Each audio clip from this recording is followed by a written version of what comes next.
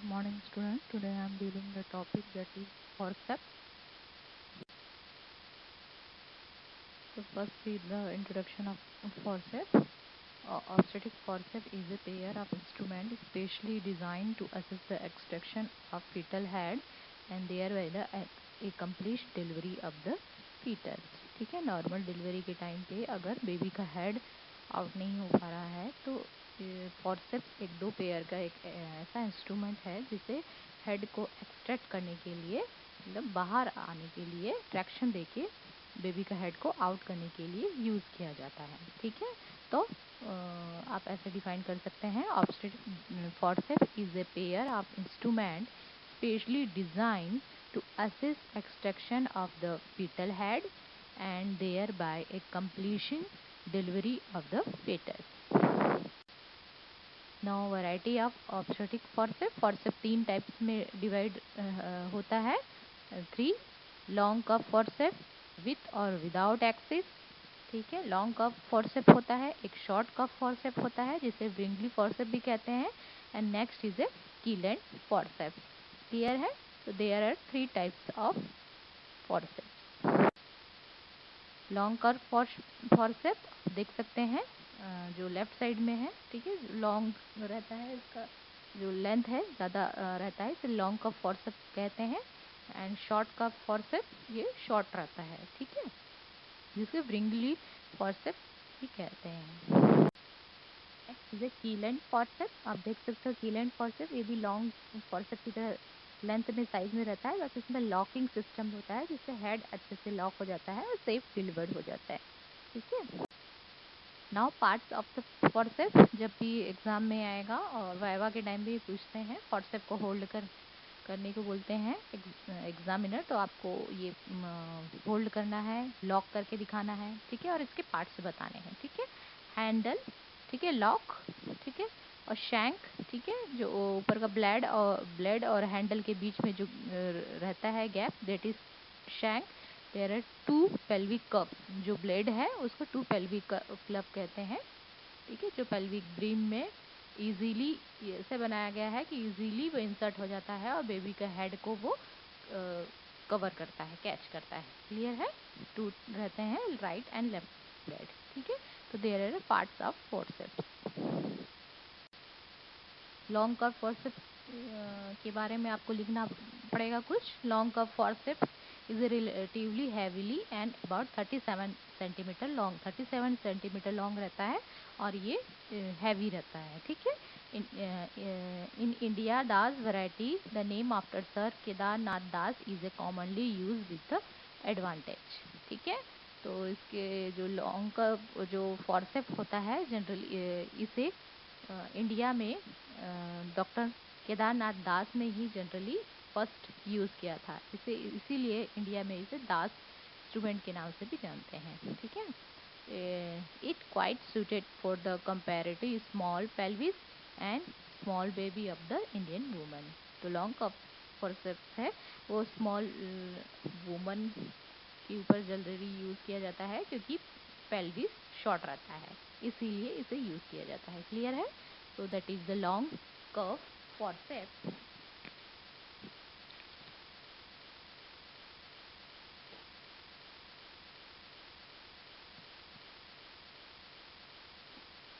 Next is short curve forceps, that is also known as Bringley forceps. The instrument is lighter, about a third of the weight of the ordinary long curve forceps. ठीक है, इससे ये ordinary होता है और lighter होता है। Long curve forceps heavy होता है लेकिन शॉर्ट कर्व फॉर्सेप है वो लाइट होता है। The instrument is short which is use reduction of the length of the shank and handle. ठीक है, इसमें शैंक नहीं होता है, जैसे लॉन्ग कर्व फॉर्सेप देखे हैं आप, उसमें शैंक रहता है। ठीक है, ब्लेड और हैंडल के बीच में जो गैप रहता है इसमें नहीं रहता है। ठीक है, इसलिए ये शॉर्ट रहता है। It has marsupialic curves and slightly pelvic curves. ठीक है, तो ये स्पेशली सिफेलिक को होल्ड करने के लिए, बेबी के हेड को होल्ड करने के लिए स्पेशली बना रहता है। ठीक है, तो short curve forceps This is a Kilent forceps. It is a long, almost straight, very slightly pelvic curves obstetric forceps without any axis traction and device. ठीक है, इसमें it is a long almost, ठीक है, ये भी long curve forcep की तरह long रहता है, ठीक है, लेकिन इसमें लॉक सिस्टम रहता है, इसीलिए इजीली बेबी का हेड लॉक होता है और ज़्यादा इसमें पुल करने की ज़रूरत नहीं पड़ती है, ट्रैक्शन देने की ज़रूरत नहीं पड़ती है, इजीली बेबी का हेड आउट हो जाता है, ठीक है। It has got sliding lock with the facility correction of asynclitism of the head, ठीक है। अगर हेड का पोजीशन डिफरेंट है तो वो भी वो नॉर्मल होता है। अब नॉर्मल पोजीशन है हेड का, ठीक है, शोल्डर अगर स्टक हो जा रहा है तो ऐसे कंडीशन में भी हेड को इजीली वो एक फ्रेम देता है जिससे बेबी इजीली आउट हो जाता है, ठीक है। One small knob on each blade is directed toward the occiput. It can be used with advantage in unrotated vertex and face presentation, ठीक है। अगर एबनॉर्मल पोजीशन है तो भी एबनॉर्मल है, लाइक वर्टेक्स है, आरओपी है, तो इससे हम रोटेट करके बेबी के हेड को आउट कर सकते हैं। It facilitate the grasping head because of it sliding lock, ठीक है। इसमें लॉक सिस्टम रहता है जिसमें हेड को अच्छे से हम ये ग्रास्प करता है, हैंडल करता है, जिससे इजीली बेबी का हेड आउट होता है, ठीक है। तो this all about the Kielland forceps. Now classification of the forceps, ठीक है। जो प्रोसीजर जब हम करते हैं फॉरसेप्स को जो यूज़ करते हैं उनको तीन में टाइप प्रोसीजर में डिवाइड किया गया है, 4 टाइप्स में। High forceps, mid forceps, low forceps and outlet forceps. ये कौन कौन से क्राइटेरिया में हम करते हैं आगे क्लियर करते जा रहे हैं आप लोग को, है ना। तो ये जो फॉरसेप है, हाई फॉरसेप, मीड फॉरसेप, लो फॉरसेप, आउटलेट, ये 4 टाइप के होते हैं। इनको कौन कौन से क्राइटेरिया में यूज़ करेंगे, ठीक है। हेड इज़ नॉट एंगेज, अगर हेड एंगेज नहीं हो पा रहा है, पेल्विक ब्रीम में ही है, ऐसे कंडीशन में हम हाई फॉरसेप्स यूज़ करते हैं, ठीक है। जो फॉरसेप है वो ऊपर की तरह रहेगा, ठीक है। Now next is a mid forceps. Head is engage in the pelvis but presenting part is above the +2 station, ठीक है। तो इसमें क्या होता है, ये एंगेजमेंट हो जाता है, जीरो बेबी का हेड है स्टिल स्पाइन को टच करता है, उसे जस्ट और थोड़ा सा नीचे रहता है, 2 स्टेशन में रहता है, तब हम मीड फॉरसेप्स यूज़ करते हैं, ठीक है। मतलब बीच में, क्योंकि प्रोग्रेस आधा हो गया है, बेबी का हेड डाउन हुआ है लेकिन आगे प्रोग्रेस नहीं हो पा रहा है, इस कारण मीड फॉरसेप यूज़ करेंगे, ठीक है। हाई फॉरसेप थोड़ा डिफिकल्ट होता है लेकिन मीड फॉरसेप से हम इजीली बेबी को आउट कर सकते हैं, ठीक है। जब 0 स्टेशन में बेबी का ऑक्सीपुट रहेगा, उस 2 स्टेशन में +2 स्टेशन में रहेगा तब, क्लियर है। Now low forceps, leading point fetal skull is +2 or more but has not yet reached the pelvic floor. Low forceps कब यूज़ करेंगे, बेबी का हेड 2+ तो रहेगा लेकिन वो पेल्विक फ्लोर को टच नहीं कर रहा है, किसी तरह से वो स्टक हो गया है, उस टाइम पे हम फॉरसेप यूज़ कर सकते हैं, लो फॉरसेप यूज़ करते हैं, ठीक है। Outlet forcep, scalp is visible head the introitus but head as at on the perineum, ठीक है। इसमें हेड बिल्कुल नीचे डाउन हो चुका है, जिसमें स्कैल्प भी आपको विजिबल दिख रहा है पेरिनियम से, इस और लेकिन आउट नहीं हो पा रहा है, किसी तरह से स्टक होगा, ऐसी कंडीशन में आउटलेट एकदम आउटलेट में आके स्टक हुआ है, ऐसे कंडीशन में हम फॉरसेप यूज़ करते हैं, ठीक है। तो ये 4 टाइप के क्लासिफिकेशन है। हाई फॉरसेप कब यूज़ करेंगे, मिड फॉरसेप कब करेंगे, लो फॉरसेप कब करते हैं, आउटलेट फॉरसेप्स कब हम करेंगे। मोस्ट कॉमन जो डॉक्टर प्रिफर करते हैं लो फॉरसेप्स, ठीक है। जब 2+ स्टेशन के आगे चला, स्टेल स्पाइन बेबी का जो हेड है स्टेल स्पाइन को टच करके और थोड़ा सा आगे आ जाता है लेकिन पेरिनियम तक नहीं पहुंच पा रहा है, ऐसे कंडीशन लो फॉरसेप को हम कॉमनली प्रोसीजर यूज़ करते हैं, ठीक है। लो फॉरसेप यूज़ कर रहे हैं तो अपन को क्या क्या ध्यान में रखना है, anaesthesia pudendal block supplementary 1% lignocaine local anaesthesia हम प्रोवाइड करते हैं। कैथेटराइजेशन करेंगे पेशेंट को ब्लैडर एम्प्टी करने के लिए, प्लस इंटरनल एग्जामिनेशन करेंगे। कभी भी फॉरसेप यूज़ करते हैं तो क्लोज सर्विक्स से नहीं करते हैं, सर्विक्स का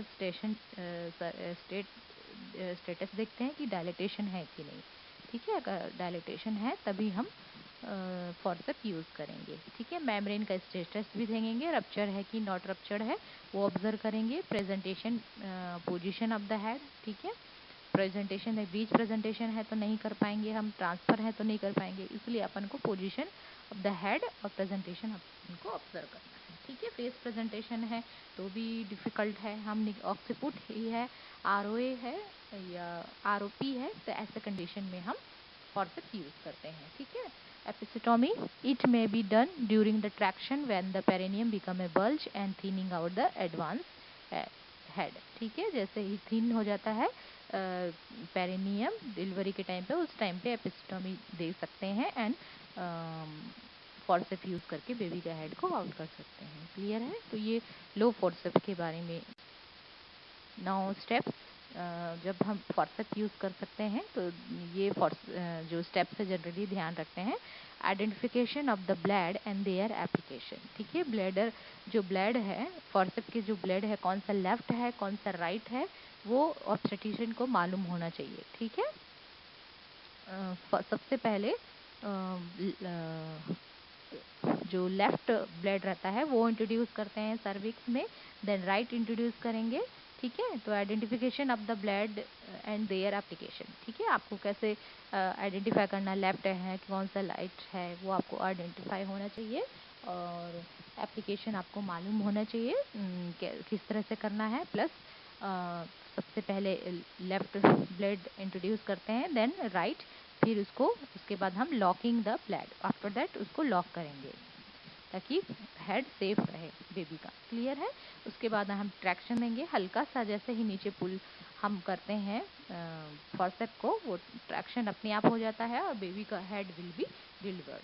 ठीक है, इजीली वो डिलीवर्ड हो जाता है। उसके बाद हम लॉक ओपन करेंगे and removal of the blades. धीरे धीरे अपन को ब्लेड को निकालना है, राइट को फिर देन लेफ्ट को। क्लियर है? तो स्टेप्स है, सबसे पहले आइडेंटिफिकेशन ऑफ ब्लेड देखना है एंड देयर एप्लीकेशन, लॉक करना है ब्लेड को, देन ट्रैक्शन देंगे, जैसे ही हल्का सा ट्रैक देंगे बेबी का हेड आउट हो जाएगा, removal of the blade. Clear है? तो ये वाले पिक्चर में भी आपको देख के समझ में आएगा, लेफ्ट ब्लेड को पहले इंट्रोड्यूस करते हैं, देन राइट, फिर उसके बाद लॉक करेंगे, देन उसको रोटेट करके नॉर्मल पोजीशन में डालते हैं। ठीक है, आप सी में देखिए लॉकिंग द फॉर्सेप, फिर डी वाले में हम रोटेट करेंगे, एलओए पोजीशन में, नॉर्मल पोजीशन में करेंगे और हल्का सा उसे ट्रैक्शन देंगे तो अपने आप बेबी का हेड आउट हो जाता है। क्लियर है? Now condition to be fulfil prior to forceps operation. कब हम फॉर्सेप्स यूज़ करेंगे बहुत ज़रूरी है वो जानना। तो फर्स्ट है फॉर्सेप्स, इसी में ही लिखा हुआ है क्या क्या क्राइटेरिया है। Forceps favourable head position station, ठीक है, वर्टेक्स है बेबी का हेड, आरओपी है, ऐसे कंडीशन में हम, या फिर ट्रांसफ़र है, पोस्टीरियर है पोजीशन है, ऐसे कंडीशन में भी हम फॉर्सेप्स यूज़ कर सकते हैं। ठीक है, O for open fully dilated होना चाहिए, cervix dilatation, close cervix dilatation में हम फॉर्सेप यूज़ नहीं कर सकते। R for ruptured membrane, membrane ruptured होना चाहिए। सी फॉर कॉन्ट्रैक्शन प्रेजेंट, उनको कॉन्ट्रैक्शन, पेशेंट को कॉन्ट्रैक्शन आना चाहिए। ई फॉर एंगेज हेड, ठीक है, एंगेजमेंट ऑफ द हेड होगा तभी यूज़ करना है। ठीक है, एम्प्टी ब्लैडर होना चाहिए। ठीक है, पी फॉर पेल्वीमेट्री, मतलब पेल्विस का नॉर्मल साइज एंड शेप होना चाहिए, कोई कॉन्ट्रैक्टेड पेल्विस, सिफेलोपेल्विक डिस्प्रोपोर्शन नहीं होना चाहिए। ठीक है, वो चेक करना है। And forceps, S for striped, मतलब प्रॉपर स्टिप पोजीशन होना चाहिए। ठीक है, लिथोटॉमी पोजीशन होना चाहिए वुमन का। ठीक है, तो ये चीज़ आपको क्राइटेरिया है जनरली ध्यान में रखना है। ठीक है, इसके आगे और भी क्राइटेरिया है, डिटेल से आप इसको में लिख सकते हैं, like fetal and utero placental criteria आप देखेंगे तो fetal head must be engage होना चाहिए, सर्विक्स फुली डायलेटेड होना चाहिए, जो कि पहले बताया फॉर्सेप्स में ही आ जा रहा है। The membrane must be ruptured होना चाहिए, तो position and station of the fetal head must be known with certain, आपको मालूम होना चाहिए कौन सा पोजीशन है और कौन सा स्टेशन है। ठीक है, तभी आप फॉर्सेप्स यूज कर सकते हैं। ठीक मैटरनल क्राइटेरिया में क्या क्या ध्यान रखना है, किसी भी नहीं होना चाहिए पेशेंट को क्लिनिकल पेरिमेट्री में, पूरा आपको पहले ये सारा चीज़ ऑब्जर्व करना है। ब्लैडर मस्ट भी एम्प्टी होना चाहिए, एनालिसिस मतलब पेन रिलीफ उनको देना है, ठीक है। एंड अदर में क्या क्या क्राइटेरिया ध्यान में रखना है, experience operator and verbal and written consent, that is very important, ठीक है। एक्सपीरियंस जो भी फॉर्सेप्स यूज़ कर रहे हैं वो एक्सपीरियंस होना चाहिए, एंड पेशेंट से रिटन कंसेंट में लेना ही है, ठीक है, वर्बल एंड रिटन दोनों, ठीक है। तो वो क्राइटेरिया था। Now next is the indications of forceps operation, कौन कौन से इंडिकेशन में हम कर सकते हैं मैटरनल इनएडिक्वेट एक्सपल्सिव एफर्ट, अच्छे से वो एक्सपल्सिव एफर्ट नहीं लगा पा रही है वुमन, ठीक है, और बेबी का हेड डिसेंड डाउन नहीं हो पा रहा है, मैटरनल डिस्ट्रेस्ड है, एक्सर्टेड है, वो टायर्ड हो गई है, थक गई हैं फोर्स लगा लगा के, तो उस टाइम पे हम फॉर्सेप्स यूज़ करेंगे। Where expulsive effort are to be avoid cardiac disease, eclampsia, cerebrovascular disease, ठीक है। कई बार कुछ कुछ केस ऐसे आते हैं जिसमें एक्सपल्सिव एफर्ट ज़्यादा लगाने के लिए पेशेंट को मना करते हैं, लाइक अगर कार्डियक पेशेंट है, एक्लेम्पिक है, ठीक है, सेरिब्रोवेस्कुलर डिजीज है, ऐसे केसेस में भी हम फॉर्सेप यूज़ कर सकते हैं। क्लियर है। फीटल, फीटल में non assurance fetal heart rate, fetal distress है, ठीक है, अगर अच्छे से हार्ट रेट नहीं मिल रहा है वुमन का, फीटल डिस्ट्रेस हो रहा है, ऐसे कंडीशन में हम फॉर्सेप यूज़ कर सकते हैं। After coming head of the breach, मतलब ब्रीच प्रेजेंटेशन में बेबी का बटक ट्रंक आउट हो गया है लेकिन बेबी का हेड आउट नहीं हो रहा है, उस कंडीशन में भी हम फॉर्सेप यूज़ करेंगे, ठीक है। अदर्स में prolong second stage of labour, ठीक है, second stage of labour prolong हो रहा है, उस कंडीशन में हम यूज़ करेंगे cut short the second stage of labour as in severe pre eclampsia, cardiac disease, post caesarean section, ठीक है। अगर ऐसे केसेस हैं second stage of labour prolong हो रहा है, उसको कम करने के लिए एक्लेम्शिया पेशेंट है, कार्डियक पेशेंट है, तो ऐसे कंडीशन में भी हम फॉर्सेप्स यूज़ कर सकते हैं, ठीक है। तो जैसे now dangers of the forceps operation, इसके साइड इफ़ेक्ट भी हैं, ठीक है, लाइक मैटरनल में इमीडिएट इंजरी हो सकती है, नर्व्स इंजरी, ठीक है, पीडेंटल नर्व्स जो अटरी है वो प्रेस हो सकते हैं, अगर ये उसी कंडीशन में होता है अगर जो भी फॉर्सेप्स यूज़ कर रहे हैं, ठीक है, गायनेकोलॉजिस्ट ऑब्स्टेट्रिशियन वो स्किलफुल अगर नहीं है तो ऐसे कंडीशन में, ठीक है, जो भी कर रहे हैं फॉर्सेप यूज़ कर रहे हैं वो ट्रेंड होना चाहिए। इंजरी हो सकती है, नर्व्स है ना, वो नर्व्स इंजरी हो सकती है, डेंटल नर्व्स आर्टरी प्रेस हो सकते हैं, हैवी ब्लीडिंग हो सकता है, पोस्टमार्टम हेमरेज हो सकता है, एनेस्थेटिक कॉम्प्लिकेशंस, ठीक है, पेन रिलीफ दे रहे हैं तो ओवरडोज हो जा रहा है तो उसके कारण भी कॉम्प्लिकेशन हो सकता है पेशेंट को, प्यूपेरियल सेप्सिस, ठीक है, हैवी ब्लीडिंग होने के कारण इन्फेक्शन हो जाता है और प्लस प्यूपेरियल सेप्सिस पेशेंट को हो जाता है और डिजीज रेट बढ़ जाते हैं, ठीक है, ये इमीडिएट कॉम्प्लिकेशन में होगा। रिमोट में पेनफुल पेरिनियल स्कार होगा, पेरिनियल स्कार ज़्यादा बन जाएंगे क्योंकि फॉर्सेप्स इंट्रोड्यूस कर रहे हैं सर्फेस में, डिस पेरिनियूनिया होगा, ठीक है, जैसे पेनफुल इंटरकोर्स, लो बैक होगा, बैक पेन ज़्यादा होगा, जेनाइटल प्रोलैप्स होने के चांसेस हैं, uterine prolapse, uterus ruptured, genital prolapse होने के ज़्यादा चांसेस हैं, स्ट्रेस यूरिनरी इनकॉन्टिनेंस हो सकता है रिमोट में, बहुत लेट में अगर कॉम्प्लिकेशन होता है तो, ठीक है। तो these are the maternal complications. Fetal complication, fetal complication commonly होता है ज़्यादा पेशेंट को, बेबी को इमीडिएट में एस्फेक्सिया होगा, बेबी को फेशियल ब्रशिंग, फेस में एब्रेशन टाइप का हो जाएगा, ठीक है, ब्लड के पूरे, इंट्राक्रेनियल हैमरेज होगा, ठीक है, इंट्राक्रेनियल हेमरेज ब्लीडिंग हो सकती है बेबी के हेड में, सिफेलोहेमेटोमा, ठीक है, blood collection under the skin of the baby head, ठीक है, दैट इज सिफेलोहेमेटोमा होगा, फेशियल पैल्सी हो सकता है, ठीक है, बेबी का हेड को जब हम लॉक करते हैं तो उस समय फेस के जो नर्व्स हैं, ब्रेकियल नर्व्स है, वो दब जाते हैं जिससे उनको साइड इफेक्ट होता है बेबी को, ठीक है, फेशियल पैल्सी, बेबी का फेस वन साइड हो जाएगा, स्कल फ्रैक्चर हो सकता है, सर्वाइकल स्पाइन इंजरी हो सकता है इमीडिएट में, ठीक है, अगर स्किलफुल अगर अनट्रेंड लोग कर रहे हैं तो ऐसे कंडीशन में ये साइड इफेक्ट हो सकते हैं। इसीलिए जो भी फॉर्सेप्स यूज़ कर रहे हैं वो शुड बी ट्रेंड। ठीक है। रिमोट में cerebral spastic palsy due to the cerebral injury. ठीक है, कि नर्व प्रेस हो जाते हैं तो इससे ये बेबी के कॉम्प्लिकेशन होते हैं, जिससे फॉल बेबी का जो फेस है वन साइड हो जाएगा और वन साइड ऑफ जो हाथ है, ठीक है, बेबी का वो भी मुड़ जाते हैं। ठीक है, नर्व प्रेस हो जाने के कारण। क्लियर है? तो ये फिटल कॉम्प्लिकेशंस में आएंगे। लास्ट चीज़ है मैनेजमेंट फोर्सेस। अगर हम डिलीवरी कर रहे हैं तो उस टाइम पे अपन को क्या क्या चीज़ मैनेजमेंट में ध्यान रखना है। To assess the effect of mother and fetus, दोनों का कंडीशन अब ध्यान होना चाहिए। ब्लड प्रेशर चेक करना है मदर का, फीटस का एफएचएस चेक करना है। To start the RL solution drip arrange to the blood transfusion if required. ठीक है, आरएल ड्रिप तो कंटिन्यू चलेगा पेशेंट को, ब्लड की भी ज़रूरत पड़ सकती है, इसलिए वो भी अपन को अरेंज करके रखना है। To administrate the parenteral antibiotic भी देना है, इन्फेक्शन होने के चांसेस है, इंजुरी हो सकता है इसीलिए। ठीक है, तो procedure the abandoned and delivery is done by the scissor.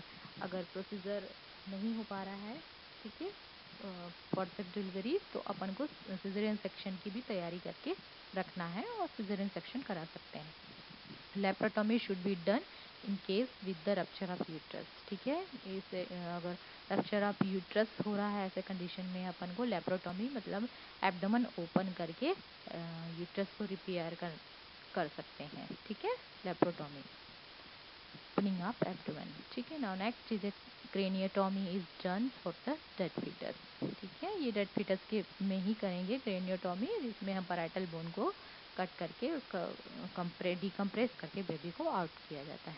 ठीक है, तो ये हम डेड फीटस में ही करेंगे। तो this all about the management. इसके अलावा और भी अब जो बेबी केयर है, मदर केयर है, अब बड़ा मार्क्स का एग्जाम में आता है तो आप ऐड कर सकते हैं। Okay, topic is over. If you have any doubt, you can ask me. Thank you.